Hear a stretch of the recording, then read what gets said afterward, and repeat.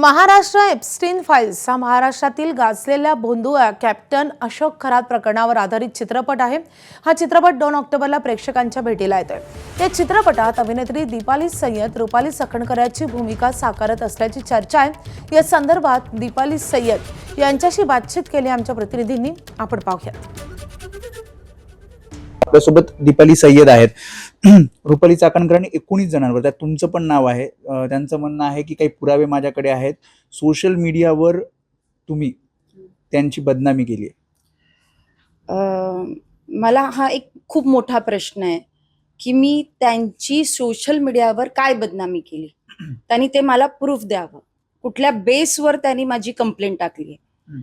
मागे त्यांनी कंप्लेंट दिल्लीला गेले होते, तिथे जाऊन त्यांनी कोर्टात फाईल केली। त्याला उत्तर आम्ही देतच होतो। दिल्लीत ऑलरेडी कोर्टात केस चालू असताना तुम्ही इथे येऊन पोलिसात जाऊन FIR करताय आणि कसल्या बेसवर करताय? माझा एकही प्लॅटफॉर्म दाखवा जिथे मी तुमची बदनामी केलेली आहे।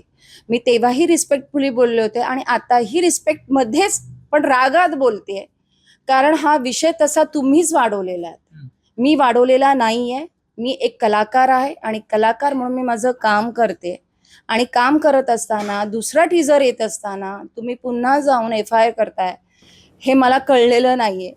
मी तुम्हाला विचारते की माझ्या कुठल्या प्लॅटफॉर्मवर मी कुठले अश्लील फोटोग्राफ तुमचे टाकलेत ते तुम्ही सांगा, ते आणि ते दाखवा। ABP माझा, उघडा डोळे बघा नीट।